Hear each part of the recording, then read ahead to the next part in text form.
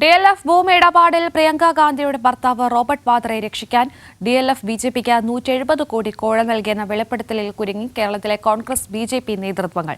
ഇത് സംബന്ധിച്ച കൈരളിയും ദേശാഭിമാനിയും മാത്രമാണ് വാർത്ത നൽകിയതെന്നായിരുന്നു പ്രതിപക്ഷ നേതാവ് VD സതീശന്റെ പ്രതികരണം. ഭൂമി ഇടപാടിൽ പ്രിയങ്ക ഗാന്ധിയുടെ ഭർത്താവ് റോബർട്ട് വാദ്രയ്ക്കെതിരെ 2018-ൽ ഹരിയാന ഭരിച്ചിരുന്ന BJP സർക്കാർ കേസെടുത്തു. 2023-ൽ വാദ്രയെ രക്ഷപ്പെടുത്താനായി DLF 170 കോടി ഇലക്ട്രൽ ബോണ്ടായി BJPക്ക് നൽകി.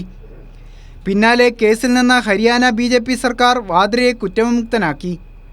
അഴിമതി കേസിൽ കുടുങ്ങിയ വാദ്രയെ രക്ഷപ്പെടുത്താനായി കോൺഗ്രസും BJPയും കൈകോർത്തെന്ന് വ്യക്തം. ഈ ഒത്തുകളിയെക്കുറിച്ചുള്ള ചോദ്യങ്ങളോട് ഇരു പാർട്ടിയിലെയും നേതാക്കൾ പ്രതികരിച്ചതിങ്ങനെ: ചോദിക്ക് കോൺഗ്രസിൻ്റെ ആളെ, പ്രിയങ്ക ഗാന്ധി നിങ്ങളുടെ ആളല്ല, അവരോട് ചോദിക്ക് പോയിട്ട് വധേര കൊടുത്തിട്ടുണ്ടെന്ന് ചോദിക്കുന്നത്. നിങ്ങൾ ഏതെങ്കിലും വാട്സപ്പ് മെസ്സേജ് കണ്ടിട്ട് എന്നോട് ചോദിച്ചാൽ എങ്ങനെയാണ്? DLF പ്രിയങ്ക ഗാന്ധിയുടെയാണ്. DLF ആണോ? അതൊക്കെ നിങ്ങൾക്കുള്ള പുതിയ അറിവാണ്. ഇതിൻ്റെയൊക്കെ പ്രശ്നം എന്ന് വെച്ച് കഴിഞ്ഞാൽ ഈ ദേശാഭിമാനി മാത്രം വായിച്ച് കൈരളി മാത്രം കണ്ടിട്ട് വരുന്നതിൻ്റെ ഒരു കുഴപ്പമാണ്. ബാക്കി മാധ്യമങ്ങളെ കൂടി ഒന്ന് ശ്രദ്ധിക്കണം. ഞാൻ എങ്ങും കണ്ടില്ല. VS സർക്കാരിന്റെ ഭരണകാലത്ത് സാന്റിയാഗോ മാർട്ടിൻ വലിയ ലോട്ടറി മാഫിയെന്നാരോപിച്ച ലോട്ടറി മാഫിയയ്ക്കെതിരെ പോരാട്ടം നടത്തിയ നേതാവാണ് VD സതീശൻ. എന്നാൽ സാന്റിയാഗോ മാർട്ടിൻ കോൺഗ്രസിന് കോഴയായി നൽകിയത് 50 കോടിയുടെ ഇലക്ട്രൽ ബോണ്ട്.